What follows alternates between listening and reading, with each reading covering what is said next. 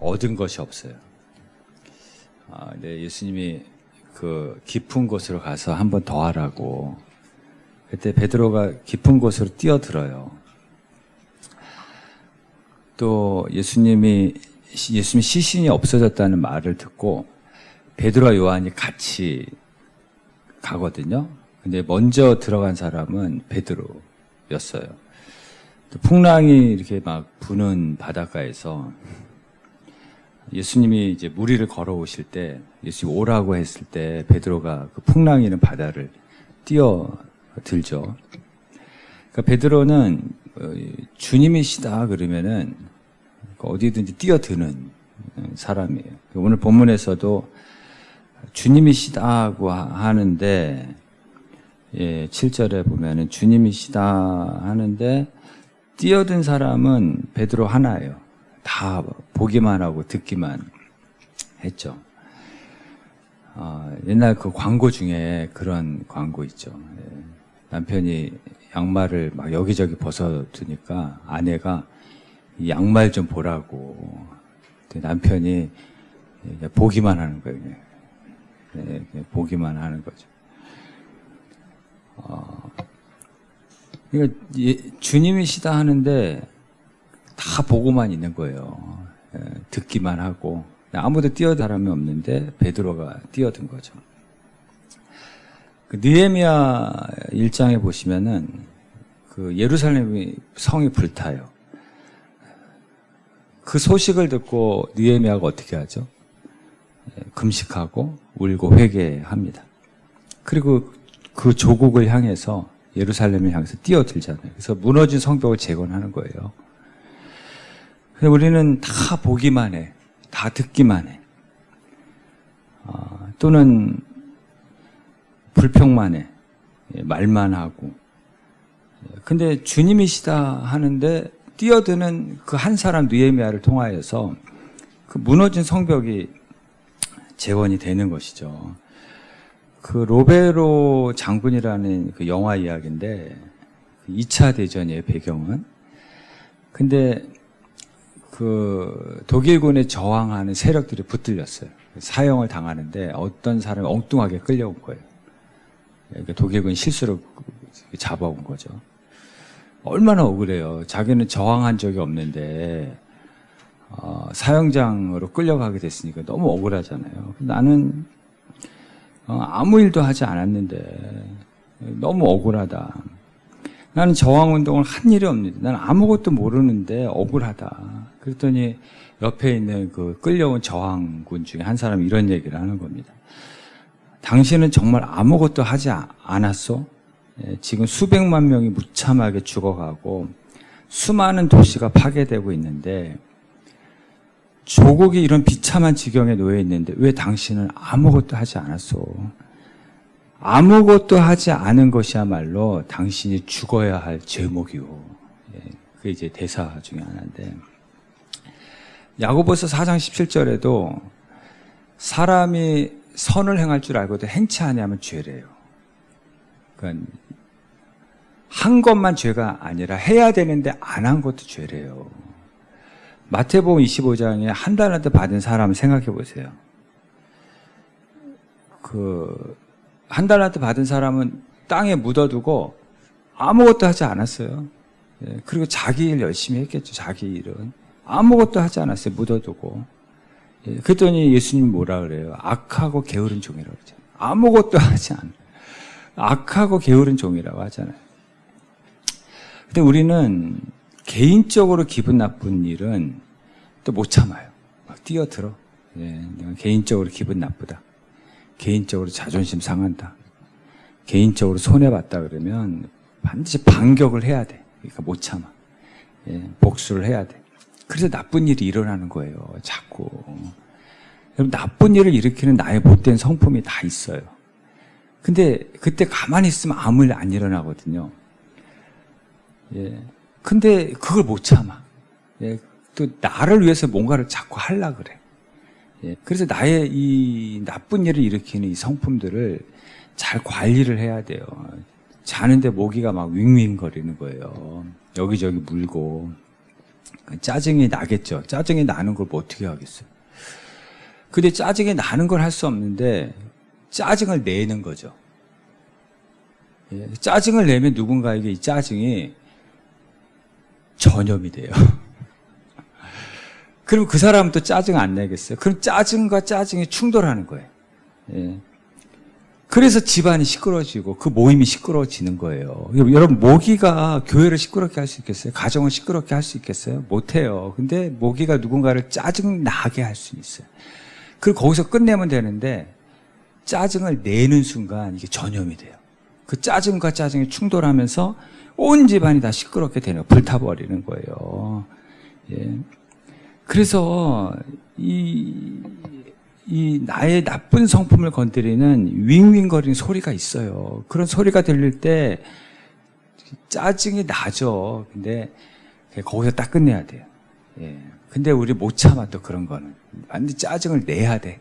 또 한마디 해야 돼. 반격을 해야 돼. 예.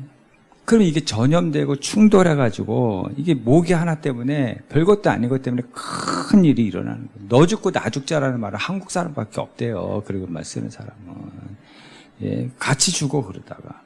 그러니까 우린 주님을 위해서 막 뛰어들어야 되는데 내가 기분 상하면. 예. 주님을 위해서 뛰어드는 건 침묵하고 말만 하고 듣기만 하고 보기만 하고 내가 기분 상하고 내가 기분 나쁘면 물불 안 가리는 거죠. 그러니까 쓸데없는 일에는 우리가 나를 세워요. 주님의 일에는 침묵하고. 그래서 나쁜 일이 일어나는데 하나님의 말씀에는 아무도 뛰어드는 사람이 없으니까 아무 일도 일어나지 않는 거예요. 예.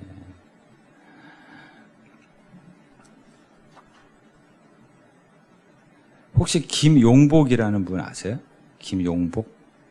그 사막의 영동 농장을 사우디에서 시작하신 분인데 이제 오래된 얘기예요. 1979년에 이렇게 사우디로 근로자들이 많이 나갔잖아요. 일하러. 그때 얘기인데 그 당시 한 15만 명이 사우디로 갔다고 합니다. 근데 한국 사람에게 가장 필요한 게 뭐겠어요? 김치죠, 김치. 김치를 얼마나 먹고 싶겠어요. 근데 그 당시에는 냉동이나 냉장 시설이 발전이 안 돼가지고 한국에서 이게 공급할 수가 없었대요. 그 공급하려면 70일이 걸렸대요. 70일이. 부두에서 그 현장까지 거의 70일이 걸렸대요. 그래서 이 사람이 어떤 생각을 했냐면 그 뜨거운 사막에 배추하고 물을 심은 거예요. 우리나라 배추하고 물을 심은. 이게 되겠어요, 그게. 예, 얼마나 많은 실패를 하고 얼마나 많은 조롱을 받고 얼마나 많은 비난을 받았겠어요. 그래서 제가 왜 이 얘기를 하겠어요? 예, 결국 됐으니까 이 얘기 하는 거죠. 그런 조롱과 실패와 비난 속에서도 포기하지 않고 또 하고 또 하고 또 하고. 그러니까 이거 실패가 뭐가 됐어요? 성공의 계단이 된 거죠. 만약에 실패해서 포기하면 패배자라는 낙인이 찍혀요. 패배자가 되는 거예요. 실패해도 포기하지 않으면 그게 계속 구하고 찾고 두드리다 보면 언젠가 될 거 아니에요. 예, 그러면 이제까지 실패한 모든 것이 다 성공의 과정이 되고 성공의 계단이 되는 거거든요. 그래서 여러분 실패하고 실패를 포기하지 말고 계속 두드리시는 구하고 찾는 여러분 되시길 바랍니다. 포기하면 패배자 된다. 이 생각을 하셔야 돼요. 패배자라는 낙인이 찍힌다. 실패할 수는 있어도 패배자가 되면 안 된다. 포기만 안 하면 내가 실패한 모든 것이 성공의 계단이 된다. 이 생각을 꼭 하셔야 돼요. 살다 보면 깔딱 고개도 만나고 철석강도 만나고 사막도 광야도 만나고 문전박대도 있고 거절감도 겪기도 하는 거죠. 근데 하나님의 뜻이면 계속 하다가 보면 두드리다 보면은 사막에 강을 내신다 그랬잖아요, 하나님이요. 광야의 길을 내신다 그랬잖아요. 예, 그런 일들이 여러분의 인생에 일어납니다. 일어납니다. 그 믿음을 가지시길 바랍니다. 제가 지난주에도 중요한 것은 반복한다 그랬잖아요. 포기하고 싶을 때 맷박을 짚으세요. 이 맷박이 포기하면 어떻게 돼요? 죽어요. 포기하고 싶을 때 심장에 손을 대세요. 이게 포기하면 죽어요. 포기하고 싶을 때 호흡, 여기 코에 손을 대세요. 이게 멈추면 죽는 거예요. 포기하면 죽어요. 포기하면 패배자가 되는 거예요. 예. 두 번째는 베드로가 뛰어들 염치가 있습니까? 이 얼마 전에 어떤 일들이 일어났어요? 베드로가 어떻게 했어요? 예수님 3번 부인하고 저주했잖아요. 예. 그 부인만 했어요. 저주하고 맹세까지. 이게 무슨 염치로 주님이시다니까 또 뛰어들어. 염치도 없지. 예. 로마서 8장 15절에 우리 같이 읽어볼게요. 너희는 다시 무서워하는 종의 영을 받지 아니하고 양자의 영을 받았으므로 우리가 아빠 아버지라고 부르짖느니라. 예. 자녀의 특징이 뭐예요? 염치가 없는 거죠. 예. 염치가 없어요, 자녀들은. 그게 정상이에요. 그게 자녀의 특권이에요. 염치 없는 거. 옆집에는 그렇게 못해요. 염치가 있지. 예. 어떻게 그렇게 해요? 자녀의 그래서 최고의 자격이 뭔지 아세요? 지금 뛰어들 자격이 없는데 사실은 최고의 자격은 뭐냐면 자녀라는 신분이에요. 자녀라는 신분. 그래서 우리가 자녀라는 신분으로 염치 불구하고 어디 가는 거예요? 천국 가는 거예요. 예, 자녀라는 신분 염치 없지만 갈 데가 천국밖에 없는 거예요. 아니 아버지 집에 가는 거죠. 아버지 집에. 예, 염치 없지만 갈 데가 아버지 집밖에 없는데 어떻게? 그래서 천국 가는 거예요. 자녀라는 신분을 가지고. 예, 염치가 있으신 분들은 천국 가지 마세요. 예, 예. 마귀가 내 아버지라고 하시는 분들은 지옥 가시면 돼요. 아, 내가 어떻게 염치가 있지. 내가 한 짓이 있는데 어떻게 천국 가. 이거 지옥 가시면 돼요. 왜냐하면 자녀의 특징은 염치가 없는 거예요. 염치가. 여러분 만약에 자녀가 염치가 있다고 생각해 보세요. 내가 무슨 염치로 밥을 먹어요. 내가 무슨 염치로 공부를 하고 내가 무슨 염치로 학원을 다니고 그런다고 생각해요. 더 부모가 속상하죠. 자녀가 한 30점 받았어. 내가 무슨 염치로 집에 들어가고 집 나갔어. 그래도 걔 집에 들어와요. 염치가 없어도 밥 달라 그러고요. 오히려 자기가 더 큰 소리 쳐요. 자녀이기 때문에. 어떤 분이 입양을 했어요. 아들이 하나 있는데, 이제 또 한 아이를, 남자아이를 입양을 했어요. 어떤 이제 사연이 있는데, 근데 입양을 했는데 애가 너무 주눅 들어 있는 거예요. 자기 동생한테 주눅 들어 있고, 동생한테 양보만 하고, 기가 죽어 있고, 그거 볼 때마다, 이 입양한 아버지가 마음이 그렇게 아팠대요. 예. 근데 시간이 지나면서 아버지하고 아들의 관계가 진짜 회복이 된 거예요. 진짜 아버지하고 아들처럼 된 거예요. 애가 어느 날 아빠에게 신발끈을 매달라고 그러더래요. 애가 염치 없이. 예. 동생하고 싸우고 이제는 동생하고 싸우면 기죽어 있던 애가 동생하고 싸우고 막 동생을 혼을 내더래요. 그리고 자꾸 뭐 사달라고 그러고, 그리고 아빠 보고 여기 잠깐 기다리고 있으라고, 염치 없이. 근데 너무 기뻤대요. 진짜 기뻤대요. 야, 내가 진짜 아빠가 됐구나. 내가 진짜 아빠가 됐구나. 얘가 진짜 아들이 됐구나. 너무 기뻤대요. 예. 여러분, 자녀라는 신분이 최고의 자격이에요. 자녀의 특징은 원래 염치가 없는 거예요. 염치가 있으면 자녀가 아니죠. 그러니까 이 베드로는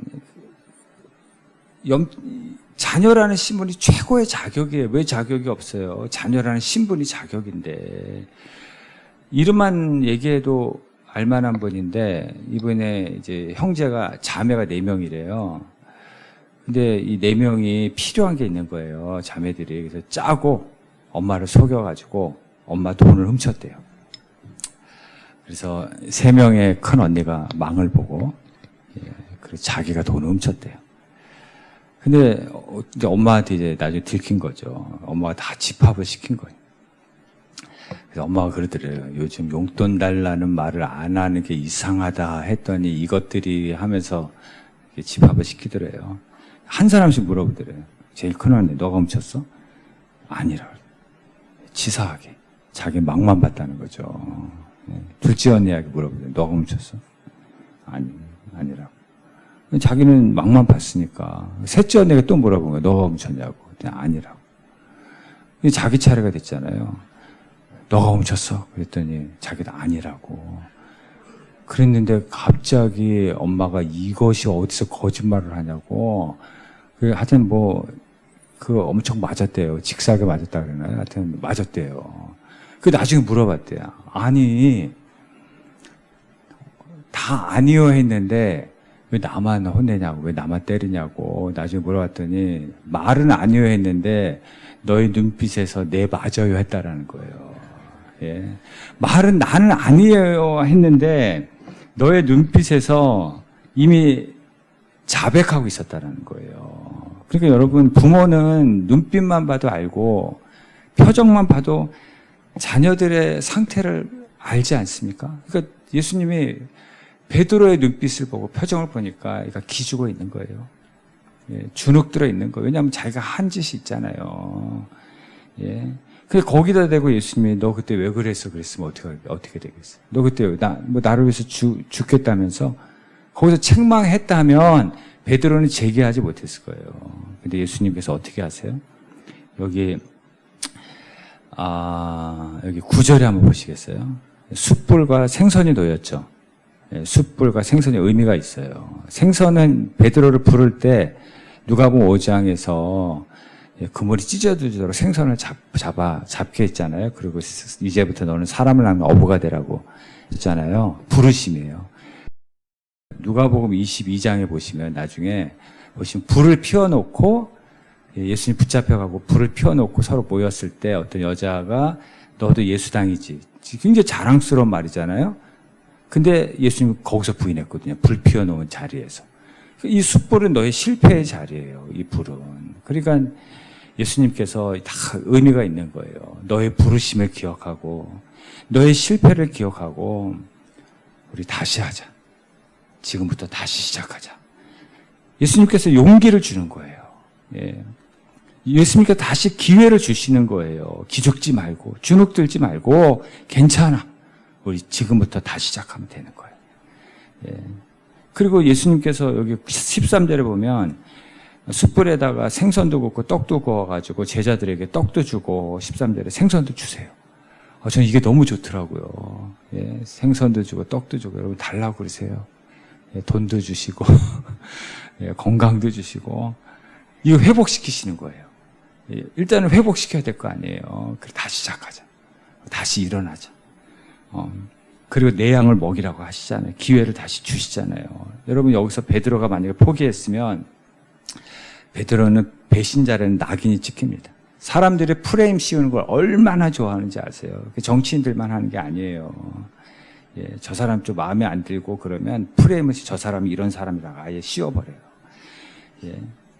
만약에 베드로가 여기서 포기했다면 베드로는 배신자라는 프레임이 씌워가지고 지금까지도 베드로 하면 배신자라는 그런 프레임이 씌웠을 거라는 것이죠. 예. 신자라는 말이 얼마나 좋아요. 예. 신자 되기 원합니다. 진심으로 얼마나 좋아요. 그냥 거기다 배자 넣어보세요. 예. 신자라는 말이 좋은 말인데 신자라는 말만 들어도 배신자 베드로 분명히 이랬을 거예요. 사람들이 다 그렇습니다. 여기 조반이죠, 조반. 예, 여기 보면은 이게 지금 12절에 보면 조반이에요, 조반. 아침 조반. 근데 조반이라는 말만 들어도 배반이라는 말이 떠오를 거예요, 분명히. 배신자, 배반한 베드로. 예, 베드로의 배자가 배신할 배자가 됐을 거예요. 사람들이 그렇게 만들어 놓는다고요. 세상이. 예, 너는 배신자. 이제까지 그가 무슨 일이 있었고 어떤 고난이 있었고 어떤 갈등이 있었는지 그거 상관없어요. 예, 배신하면 딱 배신자로 낙인 찍고 그냥 버려버리는 그게 세상이에요. 그래서 여러분 실패할 수 있어도 포기하시면 나는 배신자로 낙인이 찍히는 거예요. 예수님을 부인한 인생의 단 한 조각이잖아요. 그 한 조각의 실패 때문에 내 인생에 남은 모든 조각을 다 포기하시면 안 된다라는 거죠. 그러면 그 한 조각이 내가 되는 거예요. 배신자라는 낙인이 찍혀서 영원히 배신자로 기억된다라는 것이죠. 베드로가 자책감도 있고 또 죄책감도 있었을 거예요. 내가 왜 그때 왜 그랬을까? 여러분들도 그런 마음이 들 때가 있잖아요. 내가 그때 왜 그랬을까? 옷을 찢고 막 머리 쥐어 뜯을 때 있잖아요. 그래서 포기하지 마시길 바랍니다. 포기하지 않으시면 그 죄책감과 자책감마저도 다 성공의 계단이 되는 거예요. 포기하면 그냥 낙인이 찍히는 거예요. 쟤는 원래 저런 사람이야. 그게 마귀가 하는 일이에요. 프레임 씌우는 거. 거기에 가둬놓고 숨막히게 하고 포기해서 스스로 나도 나중에는 어떤 말 하게 되는지 아세요? 그래, 나는 무능해. 나는 자격이 없어.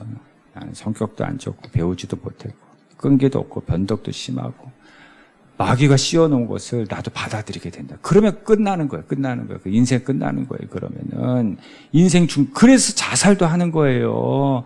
그 인생이 방황하는 거예요. 그래서 마귀가 씌워놓은 프레임을 받아들이기 때문에 지금 여기 시몬이라고 부르잖아요. 그리고 생선하고 숯불의 의미를 얘기했잖아요. 이걸 다른 말로 얘기하면 너 백의종군 하라는 거예요.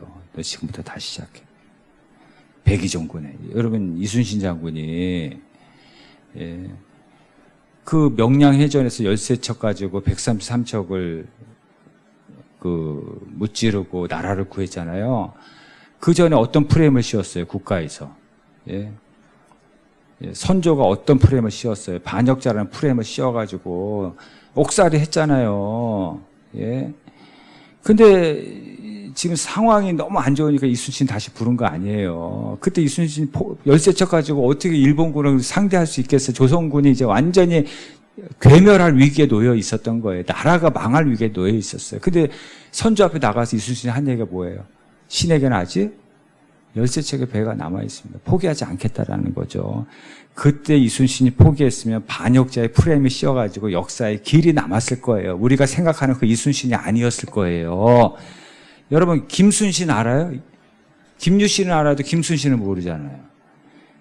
박순신 알아요? 너드로 아세요? 너드로? 박드로 아세요? 근데 이순신 알죠? 베드로도 알죠?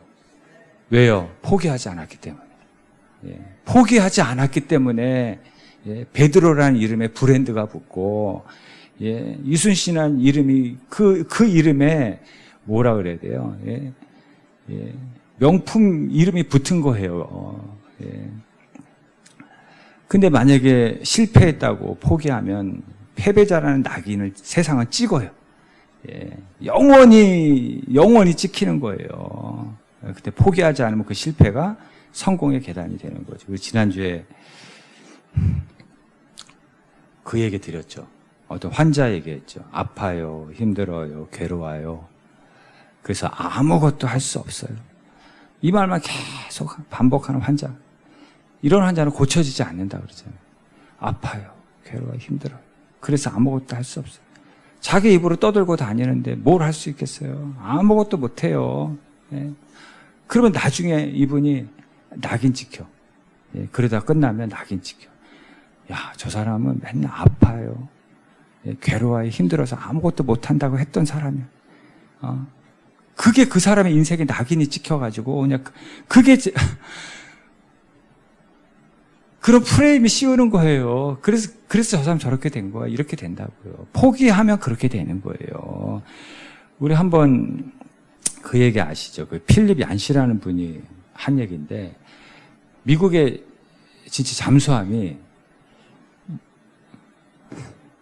좌초당한 적이 있어요. 근데 수압이 얼마나 센지 그 깊은 바다에서 그 잠수함의 그 쇳덩어리, 강철이 두께가 10cm래요, 두께가. 근데 그게 찌그러져 있었다는 거예요. 근데 너무 신기했던 거는 물고기들은 물고기들 근육이 있는 것도 아닌데 이렇게 부드러운 살결을 가진 물고기들은 그냥 막 거기서 막 그냥 활개치고 잘 놀고 다니더라는 거 너무 신기했대요. 근데 그게 과학적으로 외부의 압력과 똑같은 내부의 압력이 그걸 견딜 수 있는 압력이 있기 때문에 그런 수압에도 아무렇지도 않게 그냥 자기 놀고 자기 먹을 거 다 일상생활을 한다라는 거. 여러분, 우리 안에 내부의 압력이 뭐예요? 성령 충만이죠. 말씀 충만이고, 은혜 충만이고, 기도 충만이죠. 예, 그러면 어떤 외부의 압력이 와도 그냥 놀 수 있다라는 얘기예요. 물고기도 노는데 왜 하나님 창조하신 가장 귀한 존재인 하물며 여러분들에게 하나님이 성령 충만 주고 은혜 충만 받으면 그 어떤 압력에도 그냥 일상생활이 가능한 거에 그냥 기뻐하고 그냥 할 수 있는 걸 있다라는 거죠. 예. 그 일용할 양식이라는 게 그거예요. 일용할 은혜. 예. 오늘 받은 은혜가 있다면 내일 다시 받아야 돼요. 그래서 내부의 압력을 가득 채워야 돼요. 충만하게. 그러면 오늘도 그냥 놀 수 있고 외부의 압력에도 불구하고 내일도 일용할 은혜를 구해서 내부의 압력을 가득 채우면, 왜냐하면 외부의 압력보다 더 센 내부의 압력이 있으니까 영향받지 않고 그냥 살아가는 거예요. 그냥 아무렇지도 않게. 예. 예. 그런 은혜가 있기를 바랍니다. 예. 어떤 분이 원인 모를 통증이 계속 되는 거예요. 자기가 너무 아팠다고 합니다. 근데 가족들이 마루에서 자기 아내하고 아들 둘이 개그 콘서트를 보면서 웃고 있더래요. 너무 서운했대요. 자기는 아파서 지금 원인 모를 통증으로 계속 아파서 누워있는데 힘들어가지고 서운한 감정이 들었대요. 그래서 막 올라왔대요. 한마디 하고 싶은. 잘 참았대요. 근데 이게 참은 게 아니에요. 벼른 거예요. 벼른 거. 예, 우리도 참았다고 하지만 사실 다 벼르고 있는 분들이 예, 쌓아놓은 거예요. 그러다가 어느 날 외출을 하는데 아내의 화장 시간이 너무 길었어요. 자기도 모르게 버럭 하고 소리를 지른 거예요.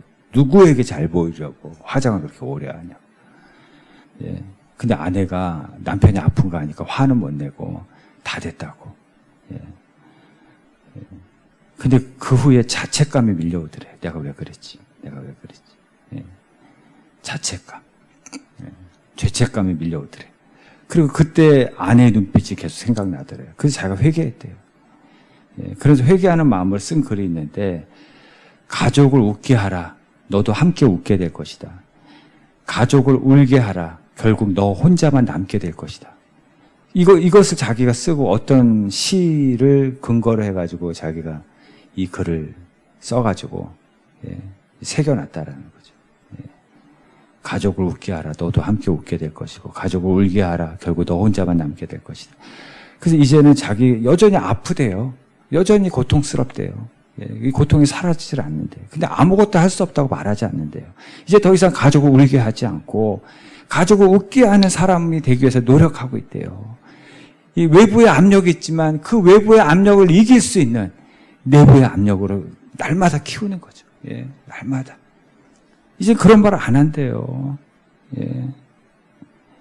어떤 외부의 압력이 있어도 내부의 압력, 더 큰 내부의 압력이 있으면 내가 웃을 수 있고 가족을 웃게 할 수 있는 사람이 된다라는 거죠. 여러분, 가정보다 더 중요한 게 어디 있어요? 예. 그 가정보다 중요한 곳이 어디 있냐고요. 여러분, 가정 전문가 오은영이 가정 문제 해결해 주는 거 아니에요. 예. 의사가 여러분의 건강 해결해 주는 거 아니에요. 돕는 역할을 하는 것뿐이에요. 예. 회복의 길을 찾도록 도와주고, 예, 어떤 고비가 왔을 때 고비를 넘어가도록 도와주는 역할을 하는 것뿐이지, 예, 그 도움을 받아서 스스로 회복하고 스스로 일어나도록 돕는 것뿐이에요. 근데 내가 포기하면 뭐 전문가의 도움 아무 쓸데가 없어요. 무슨 도움이 있어요? 내가 포기했는데. 예, 집을 세우는 자의 수고가 하나님이 도와주지 아니하면 아무 헛되다고 얘기하잖아요. 그러니까 하나님의 도움 없이 내가 열심히 해도 안 되지만, 하나님 막 도와주려고 그러는데 내가 포기하는데 뭘 하나님이, 내가 포기하면 하나님의 도우심도 아무런 소용이 없는 거예요. 내가 포기했는데. 예. 그래서 하나님의 은혜를 날마다 구하며, 외부의 압력이 없는 사람이 어디 있어요. 내부의 압력을 날마다. 그래서 그게 뭐냐면 여호수아 1장에 뭐 여호수아에게 제일 먼저 하신 말씀이 뭐예요? 강하고 담대하라 그러잖아요. 그리고 야곱에게도 두려워하지 말라. 하나님의 사람을 부를 때 제일 먼저 하시는 말씀이 두려워하지 말아라. 강하고 담대하라. 이 말씀을 항상 너 강심장이 되라. 여기에 눌리지 말아라. 예. 그게 뭐냐면 외부의 압력이 지금 있거든요. 너 내부의 압력이, 하나님이 그 외부의 압력을 넉넉하게 감당할 수 있는 내부의 압력을 막 은혜를 부어주는 거예요. 예. 막 힘을 불어넣어주는 거예요. 그래서 그런 압력에도 불구하고 아무렇지도 않게 예, 축복의 땅을 정복해 나가고, 예, 그 은혜 충만, 성령 충만으로 승리하며 나가게 되는 것이죠. 여러분, 마귀가 주는 어두움이 있어요. 근데 예수님 빛이라 그랬죠. 말씀은 내 발의 등이고 빛이라 그랬거든요. 날마다 그 빛을 따라서, 예, 예수님 붙들고 말씀 붙들고 그 빛을 따라서 일용할 은혜를 구하며 나가다 보면 반드시 길은 찾게 되고, 예, 반드시 방법은 찾게 되는 날이, 그래서 출애굽하는 날이, 축복의 땅을 정복하는 날이, 그 굳게 닫혔던 여리고가 열리고가 되는 날이 여러분의 삶에 반드시 오게 될 줄로 믿습니다. 예, 기도하겠습니다.